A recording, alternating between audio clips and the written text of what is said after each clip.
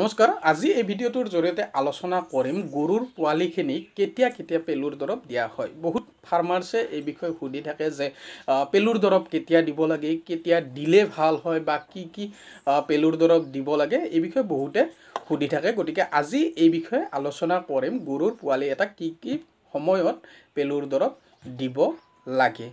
যেহেতু দেখা যায় ফিল্ডত দেখা যায় যে বহুখিনি কেছ পোৱা যায় পোৱালিবিলাকক পেলুৰ দৰৱ নোখোৱাৰ ফলত কিছুমান পোৱালিৰ পেটটো ওলাই আহে, কিছুমানে দানা পানী খোৱাত কম কৰি দিয়ে, দানা পানী নাখায়ে বা তেনেধৰণে পোৱালিখিনিও দুৰ্বল হৈ যায়।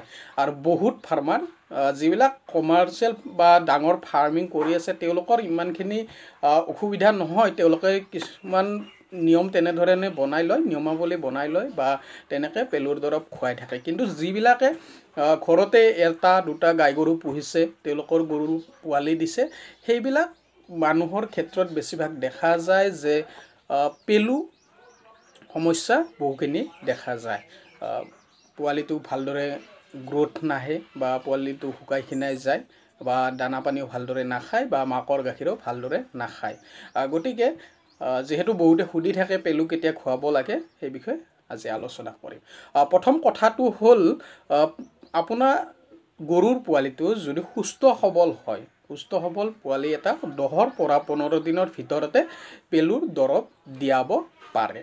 আৰু তাৰপিছত প্ৰথম যিটো পেলুৰ দৰৱ দিলে তাৰ 15ৰ পৰা 20 দিন বা 15 দিন পিছতে আৰু এবাৰ পেলুৰ দৰৱ দিয়াব লাগে।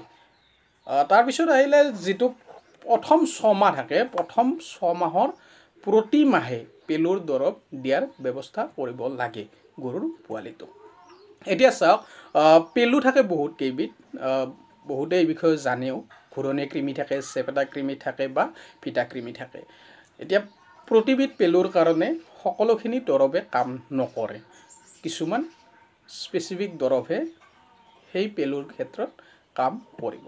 গতিকে যিকোনো এটা পেলুৰ দৰৱ খোৱাৰ আগতে আপোনাৰ ওচৰৰ যিখিনি ভেটেনাৰী ডক্তৰ আছে, পশু চিকিৎসক যিখিনি আছে, ওচৰত ভেটেনাৰী ডিছপেঞ্চাৰী আছে বা তেনেকৈ যদি কিছুমান ডক্তৰক লগ পায়, পশু চিকিৎসকক লগ পায়, তেতিয়াহ'লে তেওঁলোকক এবাৰ পোৱালিটো দেখাই লৈ কিমান ড'জত পেলুৰ দৰৱটো দিব লাগিব বা কোনটো পেলুৰ দৰৱ দিলে ভাল হ'ব সেইখিনি জানি ল'লে ভাল হয়। এইখিনিয়ে এতিয়া গম পালে যে পেলুৰ দৰৱ যদি সুস্থ সবল হয় তেতিয়াহ'লে 10ৰ পৰা 15 দিনত দিব পাৰে, 15 দিন পাছত আকৌ এবাৰ দিব লাগে আৰু 6 মাহলৈকে প্ৰতি মাহে পেলুৰ দৰৱ দি থাকিব লাগে। 6 মাহৰ পিছত কি কৰিব? 6 মাহৰ পিছত 3 মাহৰ মূৰে মূৰে পেলুৰ দৰৱটো দিয়াব লাগে, কিছুমানে 2 মাহৰ মূৰে মূৰে পেলুৰ দৰৱ দি থাকে। এই সকলোখিনি কথা ওচৰৰ ভেটেনাৰী ডক্তৰৰ পৰা জানি ল'ব আৰু গৰু পোৱালিটো মাজে মাজে দেখাই ল'ব যে পেলুৰ দৰৱ কোনটো দিব লাগিব বা কিমান ড'জ দিব লাগিব, সকলোখিনি জানিহে পেলুৰ দৰৱ খুৱাব।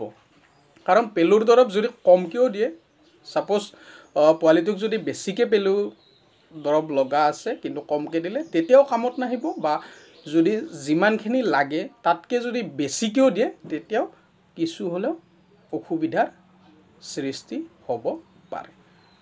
গতিকে এইখিনিয়ে বহুত ফাৰ্মাৰ্ছ বা পশুপালক বন্ধুসকলে সুধি থাকে যে গৰুৰ পোৱালিক পেলুৰ দৰৱ বিশেষকৈ কেতিয়া দিব লাগে।